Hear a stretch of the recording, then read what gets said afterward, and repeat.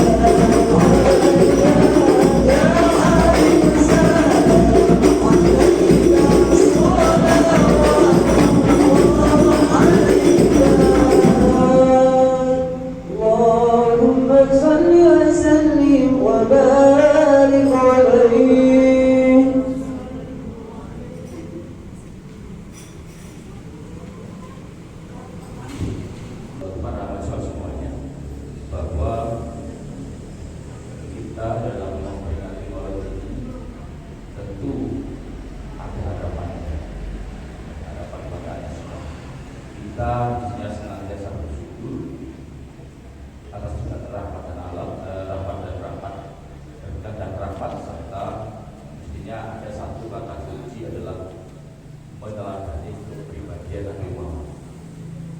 Kemudian kita juga bersyukur kepada Tuhan karena kita masih diberikan kesempatan untuk memperingati Maulid pada hari ini. Memang saya dulu tidak banyak ya, tapi tidak melihat banyak sedikitnya. Mungkin saya melihat dari sisi positifnya apa, niat atau keinginan untuk memperingati itu lebih besar. Mungkin untuk berikutnya bisa ditambahkan secara kuantitas, dan memang SDH sekarang ini mulai berbenah dari pelan-pelan. Kemudian saya harapan saya nanti para bukan itu mobil ya, evaluasinya di mobil. Mungkin setelah kami coba evaluasi para bukan ini supaya fokus di pekerjaan akan saya kurangi mata kuliahnya, harus seminim mungkin, karena kita nanti akan mencoba untuk menjadi SDH lebih baik. Kita harus dimulai dengan mobil dulu. Maka akan kami coba dosen yang menjabat akan kami kurangi SKS-nya, kita berikan ke yang nomor 2. Harapannya apa? Karena tantangan ke depan itu sudah di depan mata, tentu dalam rangka meningkatkan kualitas SDM. SIM dari akun demi akun atau SIM dari SIM sudah kita mulai kita perbaiki. Semoga dalam waktu dekat siakatnya akan kita luncur, karena saya sudah mulai. Kemudian kita juga mulai mengenal bagaimana perguruan tinggi berkualitas itu dengan bersejarah dengan yang kita coba mulai kampus yang akan datang kami untuk Universitas Jember untuk studi banding. Harapannya sekali lagi peningkatan kualitas SDM. Kalau masalah itu monggo, karena itu ada sesuatu yang perlu skillnya.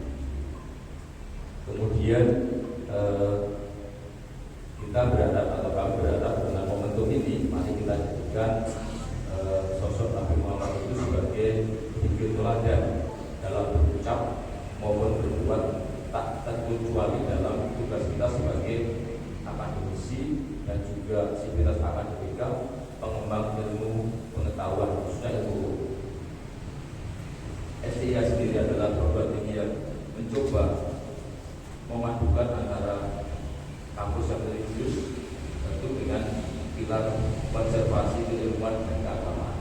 Jadi ini saya lihat dari BEM yang sudah mulai bergerak tepat itu di keagamaan.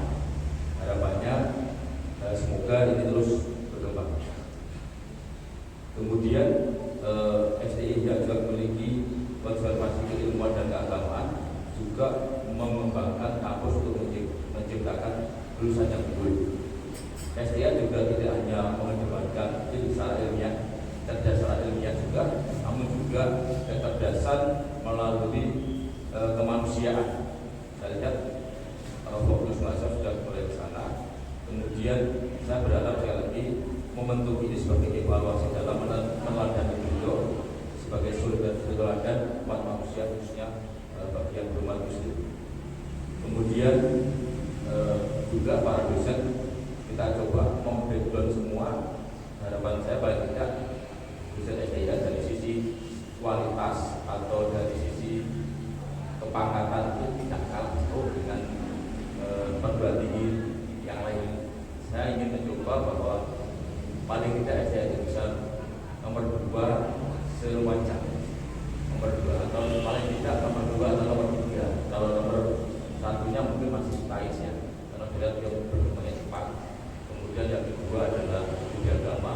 Saya mencoba yang lainnya akan kita salin sehingga kita paling tidak bisa nomor 3. Dan dalam waktu dekat kita juga mencoba yang nomor 2. Dan ternyata para mahasiswa semua ketika ide kami membuat S2 itu jadi terkaget-kaget semua.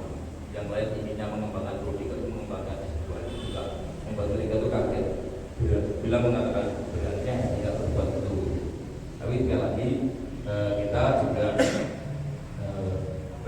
berkeinginan mahasiswa ini akan semakin cepat, semakin baik, dan tentu kualitasnya lebih baik.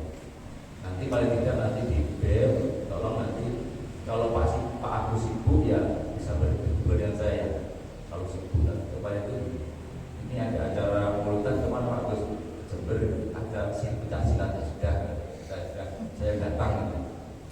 tadi saya mengatakan bahwa paling tidak tempat itu menjadikan kepemimpinan yang over dulu dengan cara bahwa kita kurangi SKS-nya, sehingga harapannya dengan kurangi SKS-nya kualitas kerjanya akan menjadi naik. Baik, untuk yang terakhir kita berharap teladan dari Nabi Muhammad itu menjadi sumber rujukan utama dan pertama bagi sekitar kaum muslimin, baik yang hidup sejaman ini maupun generasi kemudian. Memang saya melihat bahwa apa yang disampaikan oleh Nabi itu luar biasa. Banyak hukum yang dulu tahun 500-600 Masehi itu sekarang justru dari negara-negara itu menjadi update. Sekarang itu sumber hukum di Indonesia berubah. Dulu adalah sumber hukumnya Eropa, kemudian Eropa kontinental dengan konsen. Sekarang itu sudah ada yang ketiga adalah hukum adat. Sekarang itu ada menggunakan hukum Islam. Prediksi kami hukum Islam itu akan berubah, dan mungkin sebagian dari hukum Eropa itu banyak yang mulai sebagian itu tidak berlaku untuk sebagian warganya, sebagiannya baru bisa ada. Itu sesuatu yang eksklusif dan sesuatu yang luar biasa, sehingga keberadaan beliau yang kita syukuri melalui hari Maulid Nabi ini, Maulid Nabi itu kelahirannya, itu juga mengharapkan kita untuk mari kita juga hari ini lahir lagi apa untuk menata STIK yang berbeda. Semoga saudara beliau menjadi inspirasi kita untuk berbebasnya. Saya akhiri. Wassalamualaikum warahmatullahi wabarakatuh.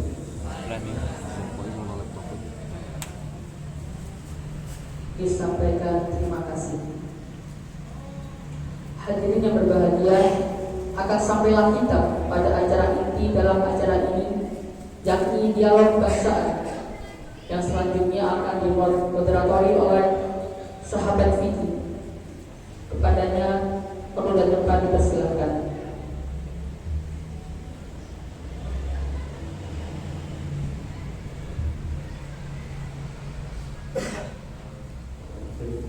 Baik, assalamualaikum warahmatullahi wabarakatuh. Terima kasih kepada sahabat itu telah berkat kepada kami. Pertama, saya ingin ucapkan terima kasih kepada para polisi Hasil Firman, Bapak Dr. Jadi Bapak Syaikhul, beserta para pemateri kita hari ini. Di mana dalam acara hari ini kita mengusung tema Maulid Muhammad dan Hari Santri. Dan di sini kita juga sudah menghadirkan 3 pemateri, yaitu yang pertama akan disampaikan oleh Bapak Musta'in. Beliau adalah dosen Sekolah Jibril Firman dan juga sebagai pengawas penyuluh. Yang beliau akan menyampaikan makna santri dalam praktek keagamaan dan kehidupan sosial. Adapun materi yang kedua yang akan disampaikan oleh Bapak Abdurrahman SH. Beliau pernah menjabat sebagai Ketua DPRD Provinsi, dan beliau akan menyampaikan penumbukan akhlakul karimah. Sedangkan untuk materi yang ketiga akan disampaikan oleh Bapak Asir SHMH, yang mana beliau juga merupakan salah satu dosen di STI Hayatul Jerman sekaligus Ketua FKUB, Forum Komunikasi Umat Beragama Kabupaten Lumajang. Jadi untuk mempersingkat waktu, mari kita langsung menuju ke materi yang pertama. Tapi sebelum itu kami sampaikan bahwa nanti di ujung sesi dipersilakan untuk teman-teman untuk melakukan tanya jawab. Untuk materi yang pertama kepada Bapak Musta'in, kami waktu dan tempat kami bersilakan.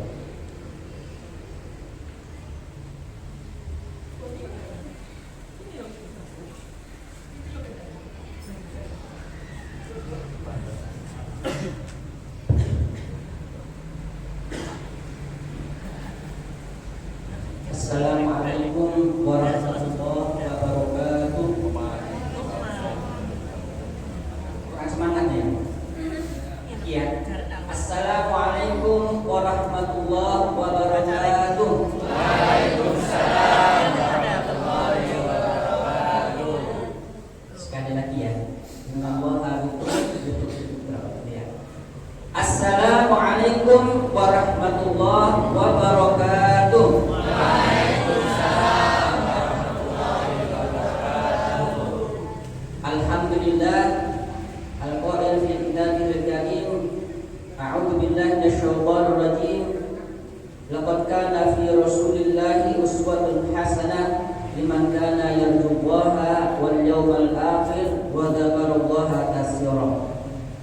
wassalatu wassalamu ala asyrafil anbiya wal mursalin sayyidina maulana Muhammadin wa ala alihi wa ashabihi ajma'in, amma ba'd.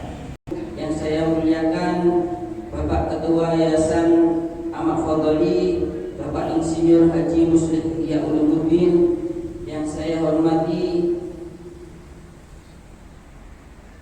Al-Ustaz Abdul Rahman SH, mantan anggota DPRD Jawa Timur, yang saya hormati Bapak Ibu dosen yang hadir pada kesempatan ini. Ini adalah merupakan sebuah sejarah ketika bangsa kita hendak mempertahankan negara ini. Semua itu dilakukan oleh para santri, hingga disebutkan sekarang sebagai hari santri ya. Karena tanpa peristiwa saat itu boleh jadi negara kita terjajah kembali. Andai kata tidak ada resolusi saat itu, boleh jadi mereka bisa menjajah kembali bangsa Indonesia. Karena Belanda menjajah negara ini sudah cukup lama, 350 tahun, 3,5 abad. Mereka sudah hafal seluruh Nusantara ini beserta masyarakatnya. Kami ingat ada seorang antek Belanda yang bernama Snoek Bojorgen. Dia adalah seorang orientalis ateis yang kemudian oleh Belanda, ketika itu sebenarnya awal mula penjajahan yang dilakukan oleh bangsa Belanda, mereka merasa kesulitan untuk menjajah bangsa kita. Kesulitan karena bangsa kita banyak para ulamanya dan banyak para santrinya yang sangat kuat semangat hero perjuangannya. Maka bangsa Belanda ini mencari cara bagaimana caranya melemahkan bangsa ini. Maka mereka mengutus seorang anteknya yang dikader yang namanya Snoek Bojorgen ini dingajikan di Mekah ya, dibiayai oleh kecil menjadi santri di Mekah. Akan tapi bukan Muslim, bukan, mereka orang Belanda, ateis ya. Dia orientalis, mempelajari Islam, menghafalkan Al-Quran, menghafalkan ribuan hadis sampai fasih bahasa Arabnya. Tujuannya akan tapi seperti yang diinginkan oleh penjajah Belanda, mencari kelemahan bangsa kita. Maka benar, setelah berhasil menjadi seorang yang alim, hafal Al-Quran, hafal ribuan hadis, nama Snoek Bojorgen dirubah menjadi Abdul Ghaffar. Namanya tidak Abdul Ghaffar ya. Kemudian dia sudah menyatu dengan para ulama di Nusantara. Tanpa diketahui oleh para ulama Nusantara, Snoek Bojorgen ini mencari kelemahan secara sembunyi-sembunyi apa yang menjadi kelemahan bangsa ini, terutama para ulama dan umat Islamnya. Disitulah dia menemukan ternyata salah satu kelemahan para ulama di Nusantara ini, para santrinya mudah dipecah belah, mudah diadu domba. Karena mudah diadu domba, maka itulah merupakan satu temuan dari seorang orientalis yang kemudian berbuat menjadi sebuah strategi penjajahan yang dilakukan oleh Belanda, dan berhasillah Belanda menjadi bangsa kita hampir kurang lebih 3,5 abad. Oleh karena itu, disitulah sebenarnya kelemahan para santri juga, para ulama juga, karena itulah hasil temuan dari seorang orientalis yang dia sudah melalang buana mengkaji Islam mulai kecil, dibiayai oleh Belanda memang untuk mencari kelemahan itu. Itulah yang merupakan satu pelajaran ibrah sebenarnya. Kalau memang ini dicetuskan sebagai hari santri nasional, maka itu juga harus merupakan sebuah ibrah pelajaran bagi santri semua yang patuh kepada para ulamanya. Maka saat itu para ulama dan santri-santri pada zaman penjajahan Belanda dulu pernah dipecah belah, pernah diadu domba. Oleh karena itu, hari santri, ada yang bilang santri itu adalah merupakan rangkaian dari 3 pesan santri ya. Santri itu 3 pesan ya, 3 pesan. Apa itu? Yang pertama adalah pesan secara moral spiritual dunia dari ajaran-ajaran agama Islam kita sendiri. Yang pertama adalah kita memperkuat keyakinan, akidah kita kepada Allah Subhanahu wa taala untuk kemuliaan, tujuan dan penciptaan di alam semesta ini. Bagaimana giroh dan semangat kita dikembalikan kepada tujuan yang hakiki kita kepada Allah Subhanahu wa Ta'ala. Maka dalam hal ini hakikat kita di sisi Allah itu semuanya sama. Semua Bani Adam itu sama. Allah menyatakan dalam Al-Quran, Allah sudah melakukan sebuah perjanjian dengan anak cucu Nabi Adam. A'udzubillahi minasyaitonir rajim. Wa akhadha rabbuka min bani Adam min zuhurihim wa ashhadahum ala anfusihim alastu bi rabbikum qalu bala syahidna an taqulu yawmal qiyamati inna kunna an hadza ghafilin. Ayat ini mengingatkan kita, ingatlah wahai anak cucu Adam, ketika Allah membuat perjanjian dengan kalian semuanya anak cucu Nabi Adam dulu ketika alam semesta ini belum diciptakan, atau sebuah periode waktu yang disebut alam azali. Alam azali. Kita di dunia ini sudah ada perjanjian di dalam hidup di dunia ini dengan Sang Pencipta. Wa akhadha rabbuka min bani Adam min zuhurihim wa ashhadahum ala anfusihim. Ketika Allah membuat perjanjian, wahai anak cucu Adam, apakah kalian ketika aku ciptakan di bumi dan kelak akan patuh kepadaku dengan segala konsekuensinya? Maka semuanya sudah menyatakan qalu bala syahidna, ya Allah, kami semua berjanji untuk patuh kepada Engkau. Antaqulu yaumal qiyamah inna kunna an hadza ghafilin. Janganlah kalian melupakan janji kalian kepada ini. Oleh karena itu, inilah pesan yang pertama. Sebagai seorang santri, kita itu punya pesan janji kita kepada Allah Subhanahu wa Ta'ala untuk patuh kepadanya. Kemudian yang kedua berkaitan juga dengan peringatan Maulid baginda Nabi kita Muhammad sallallahu alaihi wasallam.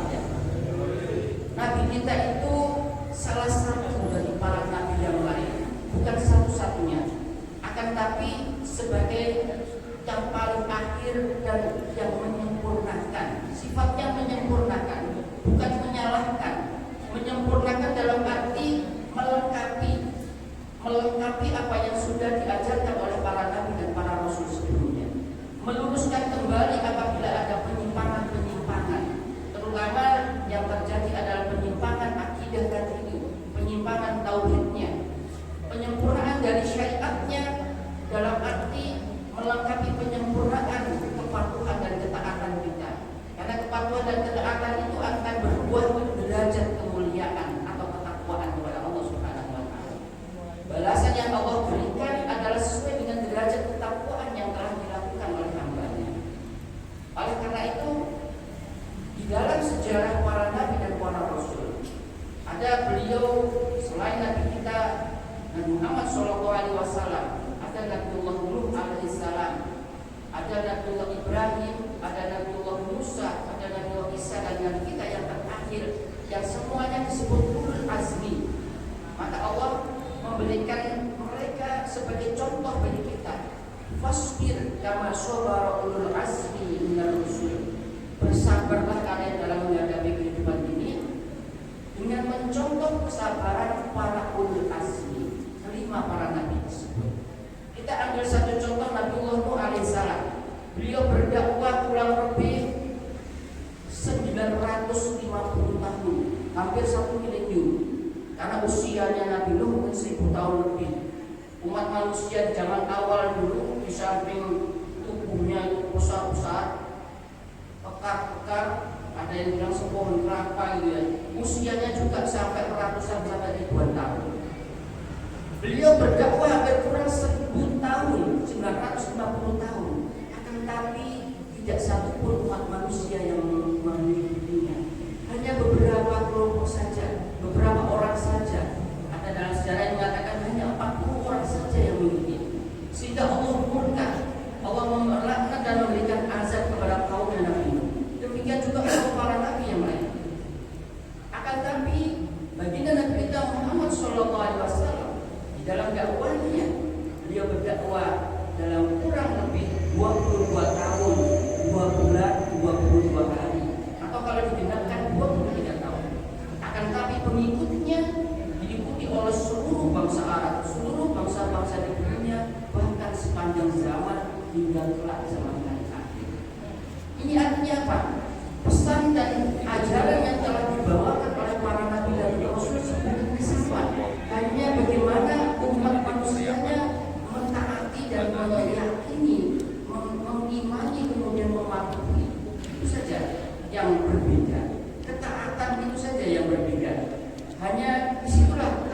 derajat ketakwaan. Disitulah sebenarnya juga derajat bagaimana Allah memberikan kemurahan, kelimpahan rezekinya kepada tiap umat masing-masing terhadap kehidupan peradaban umat manusia di muka bumi ini. Oleh karena itu, pesan yang kedua adalah pesan ketaatan, kepatuhan kita kepada aturan Allah, kepatuhan kita kepada para nabi dan para rasulnya, kepatuhan kita kepada para ulama-ulamanya, kepatuhan kita kepada para pemimpin-pemimpinnya. Ya ayyuhalladzina amanu atti'ullaha wa atti'ur rasul wa ulil amri minkum. Wahai orang yang beriman, taatlah kepada Allah, taatlah kepada para rasulnya, dan taatlah kepada para pemimpin kalian. Maka itulah yang harus kita lakukan. Itulah syarat kita menjadi seorang hambanya yang bertakwa. Kunci keberhasilan baginda Nabi yang luar biasa itu adalah satu ayat Allah mengingatkan kepada kita. A'udzubillahi minasyaitonir rajim. Ya ayyuhalladzina amanu dzkuru ni'matallah id kuntum a'da'an fa'alafa baina qulubikum fa asbahtum bi ni'matihi ikhwana wa kuntum ala syafa hufratin minan nar fa anqadhakum minha kadzalika yubayyinullahu ayatihi la'allakum tahtadun. Ingatlah nikmat Allah kepada kalian sebagai kunci keberhasilan dakwah baginda Nabi yang berdakwah kurang lebih 23 tahun dengan hasil yang maksimal ini. Kunci keberhasilan beliau apa? Beliau itu mempersaudarakan, menegakkan ukhuwah persaudaraan, baik itu ukhuwah Islamiyah, persaudaraan sesama muslim yang saat itu dilakukan untuk kaum muhajirin dan kaum ansor.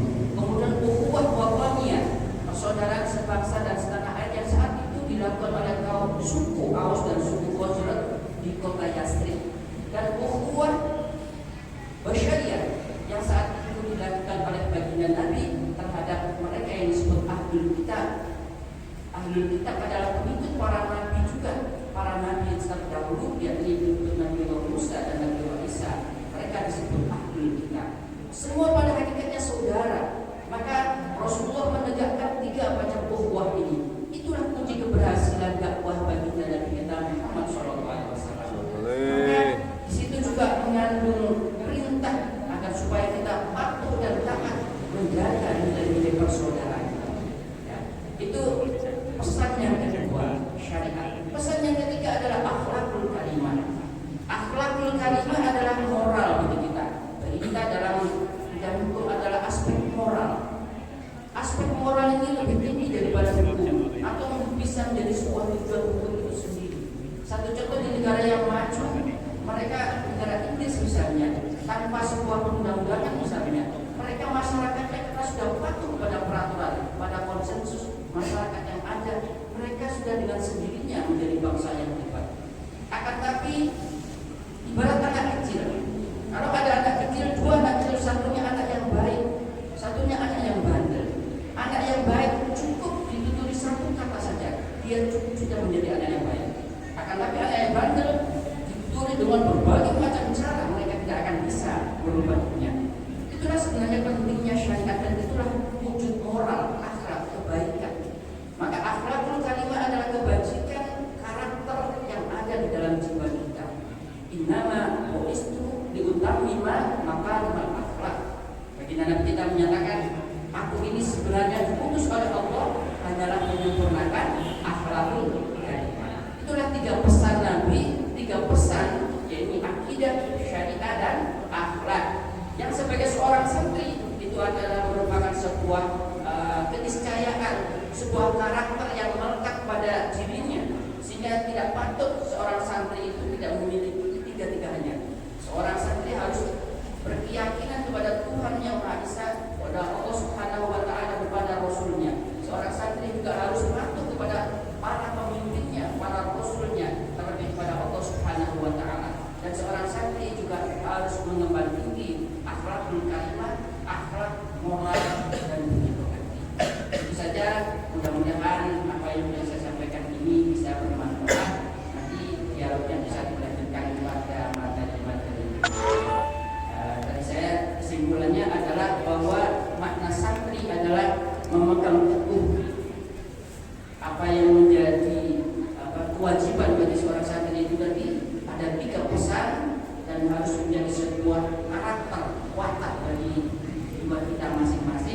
satu prinsip dalam kehidupan kita untuk bisa memberikan manfaat yang terbaik dalam kehidupan kita.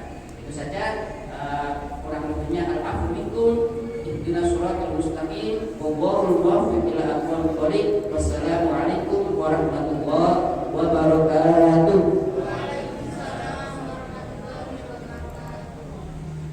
Terima kasih. Jadi tadi yang disampaikan beliau, santri itu katanya harus bisa memegang teguh ajaran agamanya. Jadi kalau bisa kita simpulkan bahwa siapapun orang, meskipun bukan tidak memiliki latar belakang pondok pesantren, jika memiliki kekuatan keimanan yang kuat kepada Allah, juga mempunyai keteguhan dalam memegang teguh ajaran agamanya, maka dia juga bisa disebut santri. Makanya kenapa hari santri itu dilaksanakan bukan hanya orang-orang pesantren saja, tapi kita yang mahasiswa yang memiliki latar belakang yang berbeda, ada yang santri, ada yang bukan yang santri. Tapi dengan adanya acara seperti ini bisa kita juga mengharapkan agar kita memiliki sifat-sifat yang dimiliki oleh seorang santri.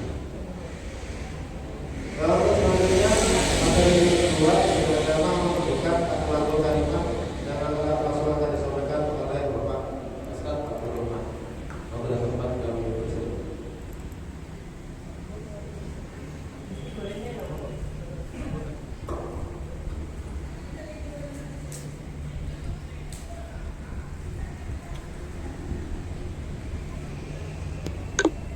Assalamualaikum warahmatullahi wabarakatuh.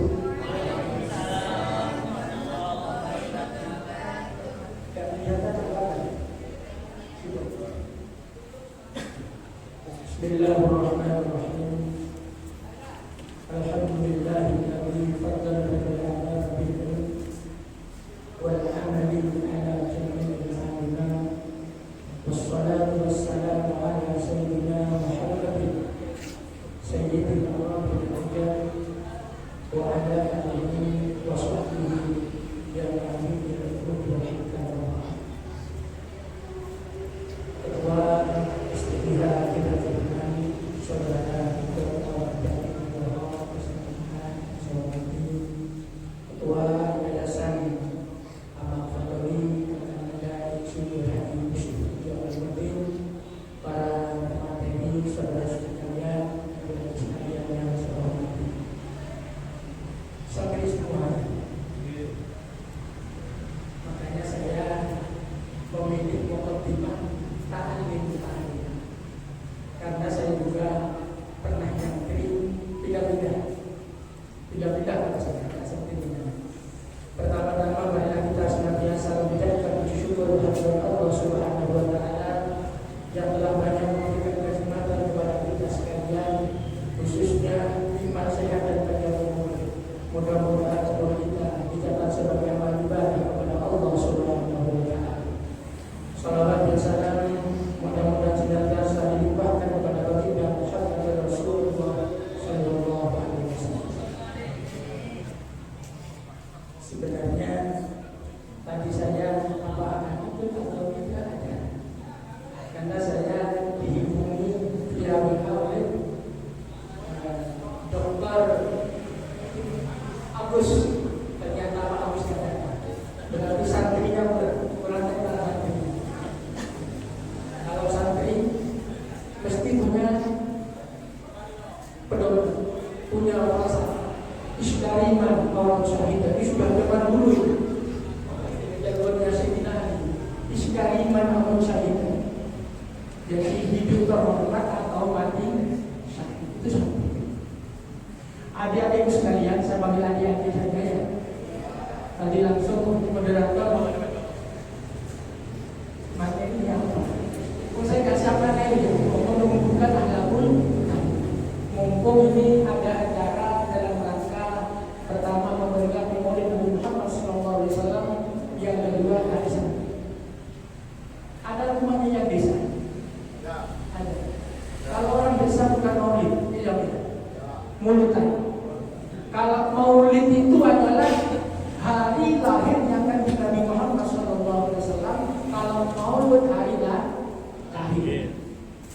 kullu mauludin yuladu 'alal fitrah fa abawahu yuhawwidanihi aw yubashshiranihi aw yumajjisanihi. Itu hadis muttafaqun alaih. Makanya saya tadi spontanitas mengambil judul menumbuhkan halaqul karim. Kullu mauludin, setiap anak dilahirkan dalam keadaan fitrah, suci, bersih. Fa abawahu yuhawwidanihi aw yumajjisanihi, maka yang menentukan adalah orang tua. Orang tua menyekolahkan, memondokkan pendidikan semuanya dalam rangka supaya menjadi anak apa? Yang bermanfaat.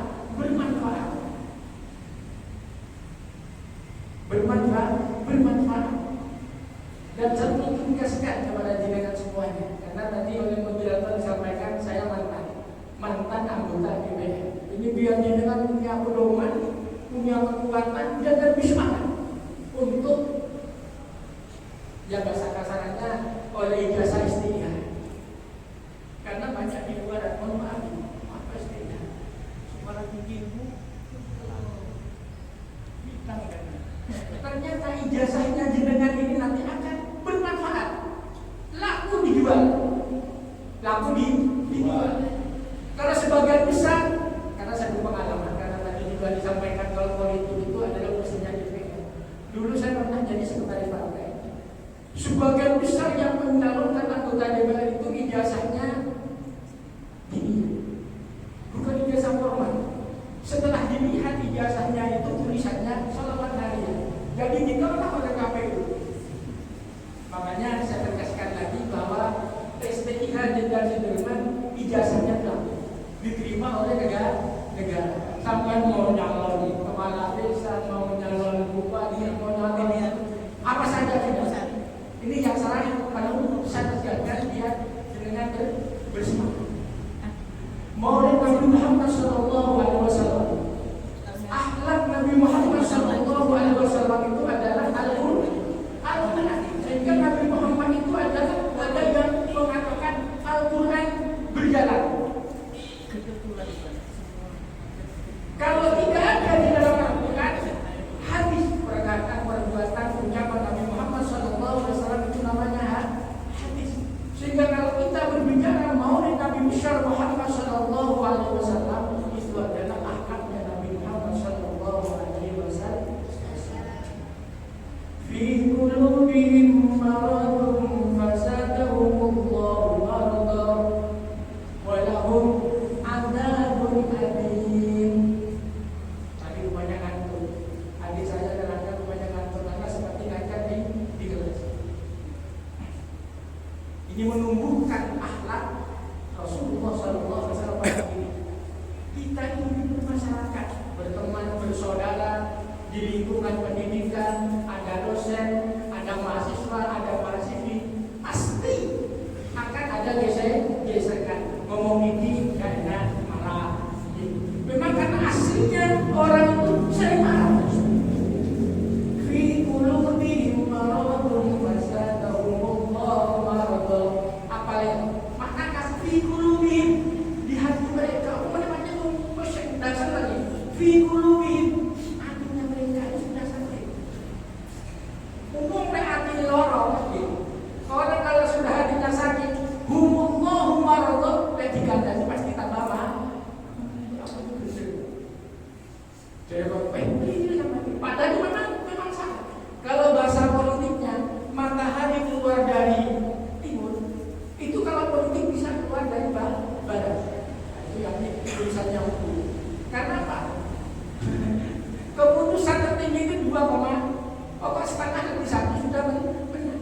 Paham? Apa itu paham? Pengantar hukum ini macam-macam. Kalau saya bolehnya ikut dan lebih harus mengerti. Ini Pak, fi qulubihim maradun fazadahumullahu maradan, ya sampai. Walahum adzabun alim. Padahal sudah tahu bahwa siksa apa yang kita buat pasti ada balasan dari Allah. Maulid Nabi Muhammad SAW. Kita setiap tahun pasti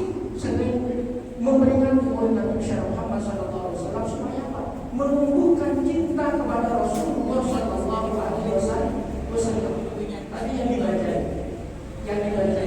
itu karangannya seorang ulama besar, Al-Hafidz Ibnu Ja'far Al-Barzani. Al-Hafidz Ibnu Ja'far Al-Barzani, makanya kitabnya namanya Barzani.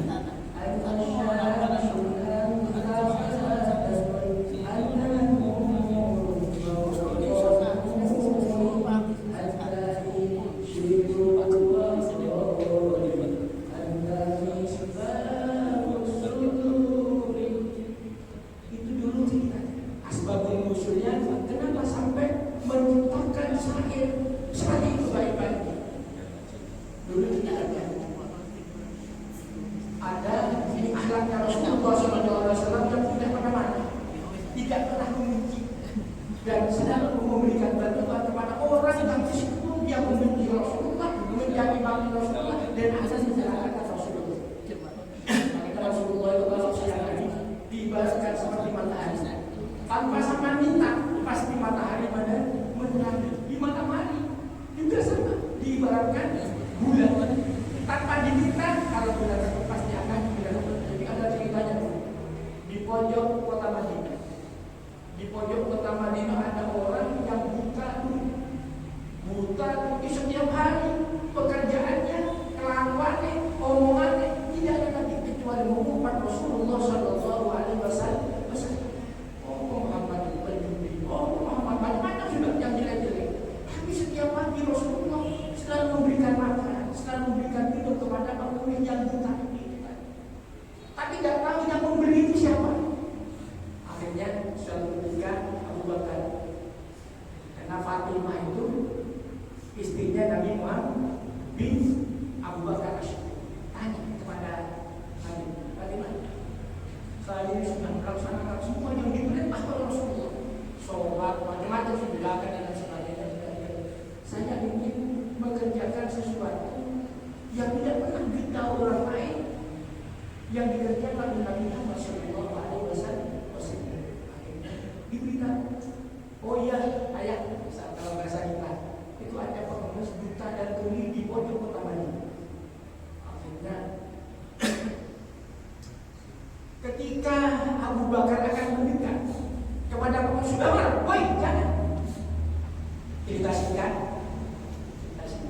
Akhirnya ditanyakan kepada Abu Bakar, pengemis, namanya mau menjadi mati terus, menjadi Muhammad bin Abdullah bin Abdul Muthalib dan seterusnya. Apa salahnya? Macam-macam karena dia buta dan tuli. Buta dan tuli. Akhirnya diberitahu bahwa yang setiap pagi memberikan makan dan minum kepada pengemis ini adalah Muhammad bin Abdullah bin Abdul Muthalib yang dicaci maki setiap hari. Itu diantaranya akhlaknya Nabi Muhammad Sallallahu Alaihi Wasallam. Orang kalau cinta kepada Rasulullah, selanjutnya dalam bait tadi berdoa, wajhaka ya karimar walidaini autuka sawil mubarak bil huda ya wal nusul. Pasti besok kita akan berjumpa dengan Rasulullah Sallallahu Alaihi Wasallam. Orang kalau melihat kanjeng Nabi, insya Allah semakin cinta, semakin senang, maka kita di dalam pemerintahan oleh Nabi Muhammad SAW seakan-akan kita bermimpi bertemu dengan Rasulullah SAW yang apa? Menumbuhkan kecintaan kita kepada Rasulullah SAW dan akan menjalankan apa yang dikerjakan oleh Nabi Muhammad SAW. Kita ini tidak ada apa-apanya dibandingkan Nabi Muhammad SAW. Bayar sama wasyukur, bukan dengan bumi. Kalau kita dibandingkan Nabi Muhammad SAW tidak ada apa-apanya. Nabi Muhammad itu digelar dengan gelar apa? Masuk orang yang digelar yang terpelihara dari perbuatan salah, perbuatan dosa oleh Allah Subhanahu Wa Taala. Solat tidak seperti saya dengan jenengan. Kalau saya dengan jenengan, akhirnya milih, supaya kondoy akhirnya turun, masih turun doy. Kemudian Rasulullah Rasulullah SAW sholatnya sampai pecah kaki. Semua sholat sunnah apalagi yang wajib semua dikerjakan sampai pecah. Sampai Fatimah dan para sahabat bertanya, ya Rasulullah, kenapa sampeyan masih mengerjakan sholat padahal sudah dijamin masuk surga oleh Allah Subhanahu wa Ta'ala? Apa jawaban Rasul?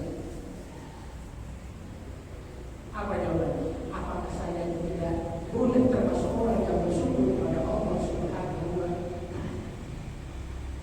Jadi di antaranya apa yang kita kerjakan di dalam berislam, ya, kewajiban-kewajiban kita itu adalah menandakan bahwa kita bersyukur kepada Allah Subhanahu wa Ta'ala, bersyukur kepada Allah Subhanahu wa Ta'ala yang jadi hanya ini yang bisa saya sampaikan karena juga dibatasi waktu. Intinya pertama, monggo kita bersama-sama dan saling mendoakan mudah-mudahan ilmu kita menjadi ilmu yang bermanfaat, ilmu yang barokah sehingga bermanfaat bagi diri kita, bagi keluarga kita dan lebih-lebih mudah-mudahan kepada bangsa dan negara kita Indonesia. Harus berkontribusi, harus semangat. Jangan melihat kampus istihad begini kata Pak Jadi akan melakukan perbaikan. Doakan saja mudah-mudahan fisiknya juga akademiknya juga dan sebagainya sehingga akan kedepannya akan lebih bermanfaat bagi kita semuanya. Dan saya akhiri Assalamualaikum warahmatullahi wabarakatuh. Waalaikumsalam. Warahmatullahi wabarakatuh. Memang salah satu dari tugas Rasulullah itu adalah bina manusia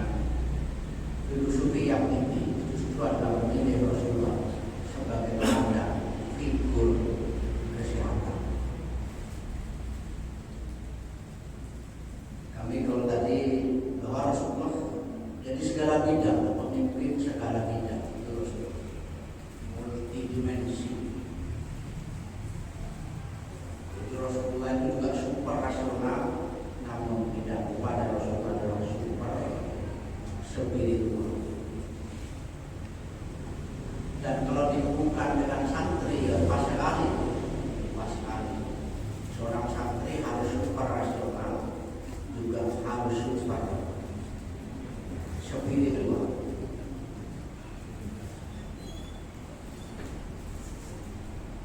Ini contoh saja kalau di dalam Rasulullah sebagai panglima perang. Rasulullah dia sebenarnya juru damai, tapi kenapa kok perang?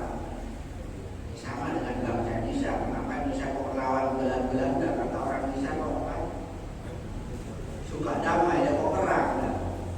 Karena perang yang legalitas adalah hanya membela diri. Membela diri itu adalah perang yang legalitas. Perang yang dilakukan Rasulullah dalam legal. Dan harus misalkan bangsa Indonesia dijajah, wajib bangsa Indonesia adalah wajib melawan. Hanya perang yang legalitas.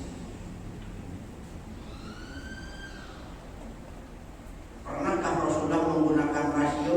Ya sering. Pernahkah Rasulullah menggunakan spiritual? Ya, jadi dilakukan. Hanya kapan dilakukan? Misalkan Rasulullah sebagai panglima perang sama dengan Nabi. Jadi kalau di dunia yang terkenal seorang dulu orang Prancis Napoleon Bonaparte itu dikenal yang super ahli perang. Tapi Rasulullah di atas itu, kalau dia memainkan sebagai seorang panglima perang, juga pernah bermain menggunakan intelijen. Pernah suatu saat Rasulullah itu kepada sahabatnya menulis secari kertas, memberikan informasi karena belum ada internet. Tolong ini jangan dibuka, termasuk kepada sahabat Abu Bakar, jangan dibuka karena mengandung rahasia. Ini adalah namanya Rasulullah juga menggunakan ilmu intelijen. Contoh Rasulullah dalam perang Uhud menggunakan strategi perang yang berstandar rasional. Kepada pasukannya, pasukanku yang 70 orang Anda tetap bertahan di Gunung Uhud, jangan pindah dari tempat itu. Karena dalam situasi perang itu biasanya kedudukan yang lebih tinggi lebih mudah melihat yang bawah tidak melihat ke atas. Namun kenapa kalah? Ternyata yang 70 orang karena merasa menang turun ke bawah sehingga dilumpuhkan orang-orang kafir Quraisy. Kenapa? Melanggar rasional yang telah Rasulullah berikan pedoman. Ini rasionalnya. Tidak asal Rasulullah itu hebat mendapat wahyu, rasional dibuang tidak. Anda kepingin pintar, sarjana hukum, kepingin pintar ya belajar. Jangan Anda tokoh terus tidak bisa berikan terus 1000 kali, nggak bisa udah belajar ya. Jadi rasional. Jadi rasional ilmiah. Kalau lapar ya taruh makan, kalau haus dia minum supaya sehat dia tidur Rasulullah. Sedikit tidur, bergerak dan seterusnya.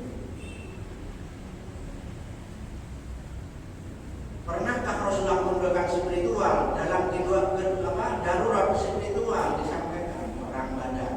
Orang Badar itu pasukan lawan jumlahnya 10.000. Pasukan Rasulullah 313. Jadi kalau dihitung rasionya adalah 1:33. Kalau ingin menang berarti syaratnya apa? Tank lawan 30 orang baru bisa. Saya punya satu tank lawannya 33 baru mampu. Atau kalau memang tidak punya tank, caranya harus mempunyai kemampuan. Zaman dulu pakai pedang, berarti berhadapan dengan 33 orang, maka harus bermainkan perang luar biasa 33. Jadi misalkan sekali bunuh langsung 33 meninggal. Ini ada informasi. Maka Rasulullah situasi yang seperti ini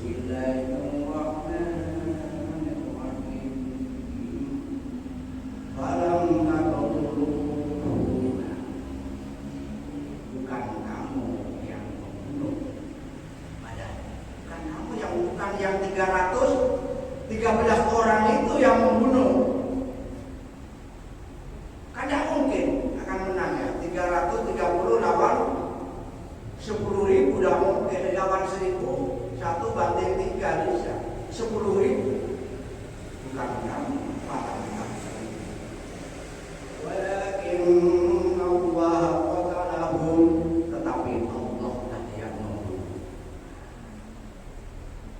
Ini kebenaran, kalau sudah darurat ya Allah yang akan turun.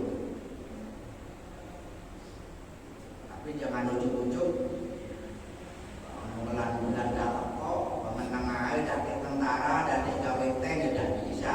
Kita harus siap-siap ya. Kalau benar menghadapi negara luar yang luar biasa, bangsa Indonesia harus mampu. Karena bukan darurat, Rasulullah kan darurat. Kemudian ayat berikutnya, ma romaita. Kenapa kok itu? Padahal yang pertama tadi falam taqtuluhum. Kalau dalam orang ilmu tafsir, termasuk kata Quraisy itu, bahasa Arab ini bukan hanya karena bisa diterjemahkan dari kamus, tapi setiap bentuk-bentuk kalimat itu adalah berbeda.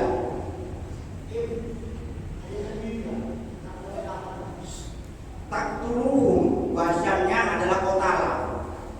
Qatala artinya apa? Membunuh. Mudhari'nya yaqtulu. Jadi kalau di wasan ada anak pondok ini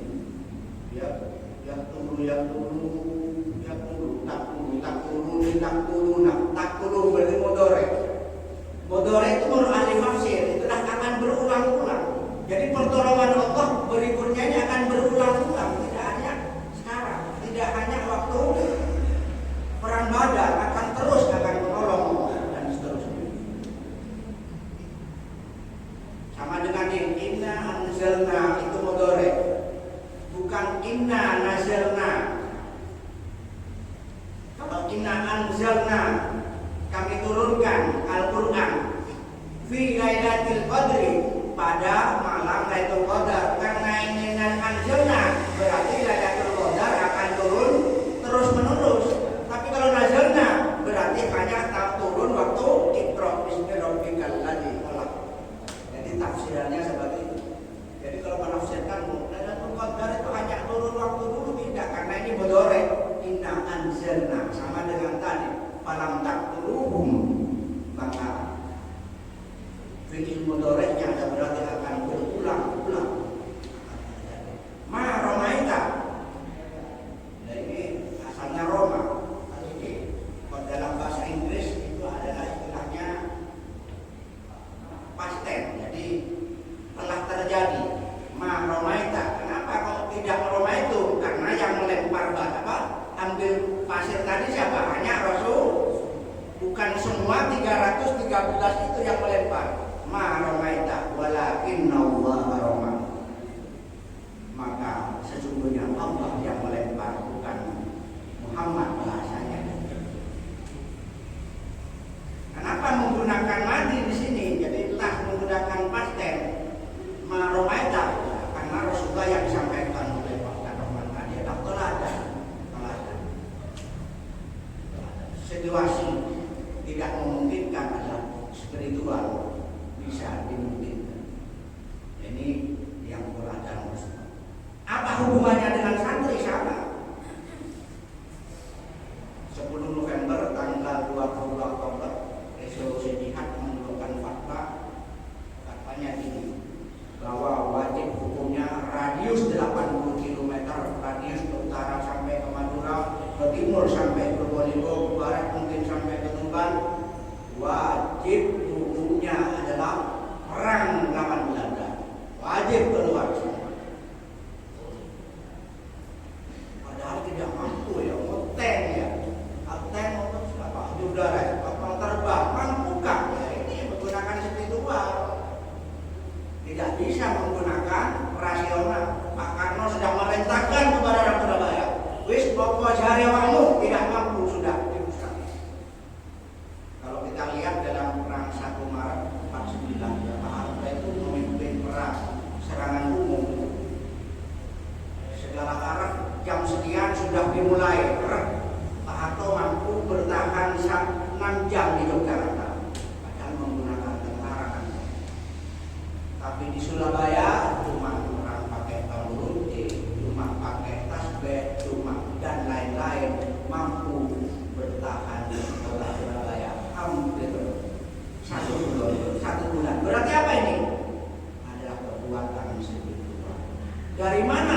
ritualnya dia kena fatwa tadi 22 Oktober mengeluarkan resolusi jihad. 22 Oktober 27 terjadilah peristiwa yang menurut dunia internasional ini orang Surabaya kurang ajar karena dalam konferensi ini karena aturan perang itu kalau jenderal kan tidak boleh dibunuh, pimpinan perang tidak boleh dipegang, ya boleh. Tapi orang Surabaya tidak ngerti peraturan, jenderal dibunuh oleh santri perwira. Sehingga pada 9 pagi maka Belanda termasuk Sekutu mengeluarkan pamflet bahwa orang Surabaya tangannya harus mengepal di atas kepala dengan berjalan berjongkok sebagai tanda menyerah. Tapi orang Surabaya tidak. Kenapa? Spiritualnya sudah kuat. Itulah perjuangan santri yang mentaudadani. Itulah sebabnya maka banyak hadis-hadis yang sudah ada, termasuk pengalaman-pengalaman di lapangan adalah saat ini yang paling dicintai Rasulullah adalah bangsa Indonesia karena setiap saat adalah selalu sholawat dan sholawat. Dari mana sejarahnya sholawat? Kalau tadi Pak Tahir sudah memberikan kata di dalam Al-Quran ini, innama ana basaru, sampaikan Muhammad mislukum, bahwa aku inilah manusia biasa. Manusia biasa.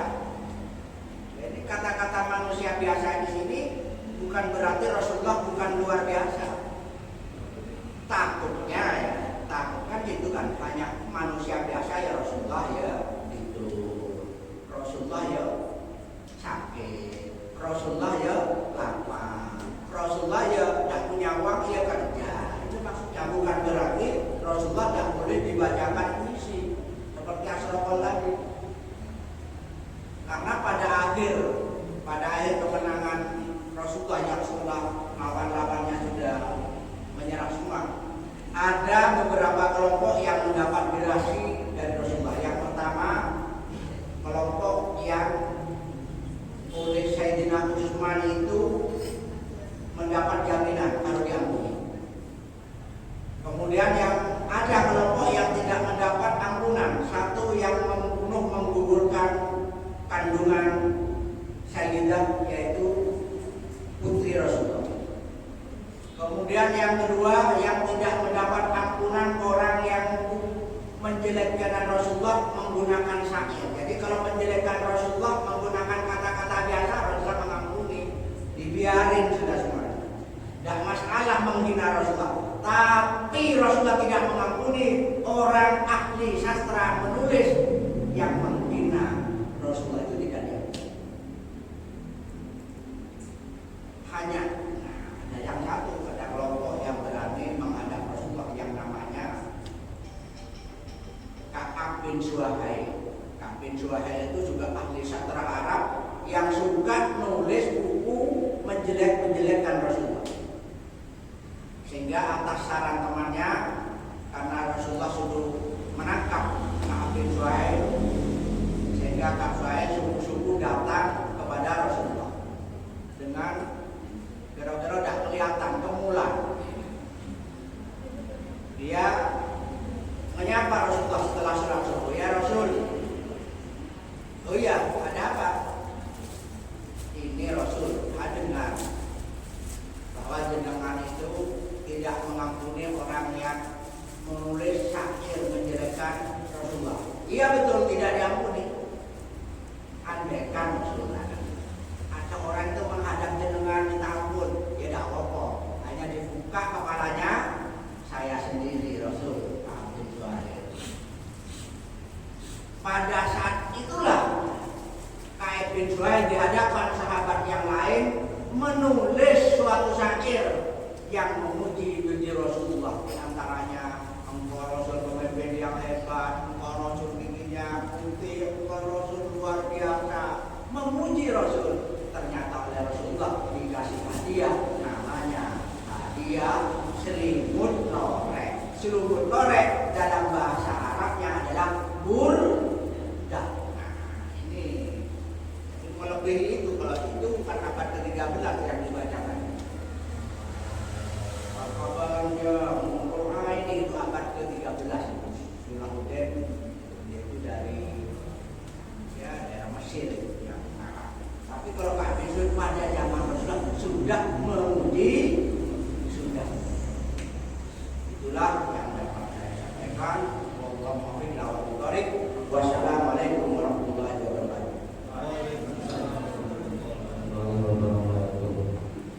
Baik, itu tadi yang sudah disampaikan oleh materi, dan sekarang karena waktunya sudah siap, kita langsung masuk kepada sesi tanya jawab. Dan untuk sesi ini saya batasi 2 agar tidak terlalu siang kita selesai. Untuk yang bertanya bisa menyebutkan nama, terus kemudian semester, dan tanya kepada siapa. Monggo. Kasih kesempatan 1 cowok, 1 cewek.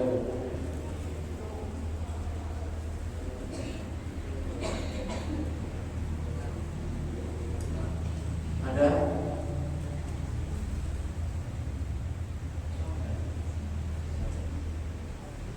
Ada yang baca cewek? Baik. Mungkin karena terlalu siang ya, jadi tidak ada yang bertanya. Mungkin mereka sudah paham atau gimana? Untuk itu, jadi karena sesi dialog kita sudah selesai, maka saya menjadi moderator. Mohon maaf jika terdapat salah kata, dan ini saya kembalikan kepada MC untuk melanjutkan acara yang selanjutnya. Assalamualaikum warahmatullahi wabarakatuh.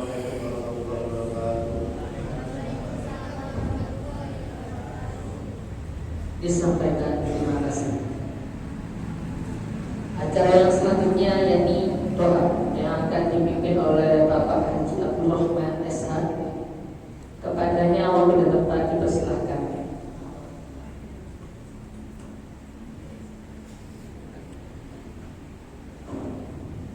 Pada yang berbahagia, saya kira dilanjutkan dengan sesi tanya jawab. Saya khawatir ada jargon agresif jadi bahasa hubungan cinta tanah air termasuk sebagian dari mana. Ada dulu teman saya mengatakan, orang Rasulullah SAW hubungan itu hadis itu jargon itu. Jadi itu harus dipahami dan dihati-hati. Mana habis saja masih banyaknya. Mari kita berdoa dengan harapan kita akan mendapatkan syafaat Rasulullah SAW, diberikan keselamatan di dunia dan akhirat. Al-Fatihah.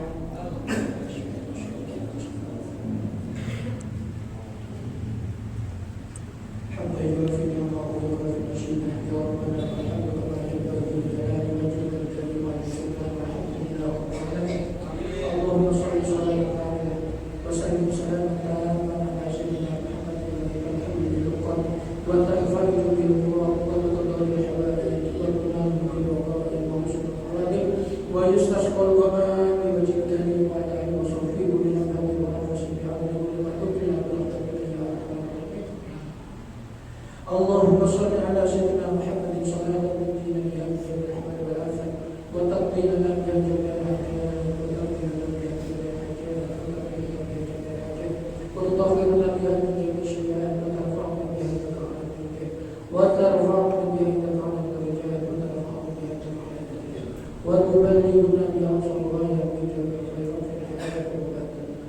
Allahumma arzuqna al-barakah fi qulubina wa sihhatina wa hayatina wa a'malina wa dhurriyyatina wa afatina wa fi kulli shay'in rabbana zalamna anfusana wa in lam taghfir lana wa tarhamna lanakunanna minal khasirin.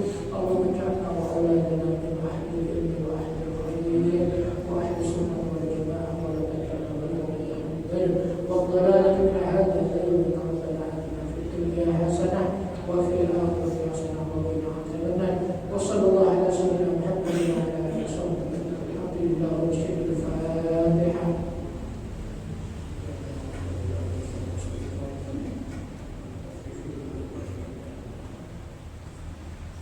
Amin, amin, amin ya robbal alamin. Disampaikan, terima kasih.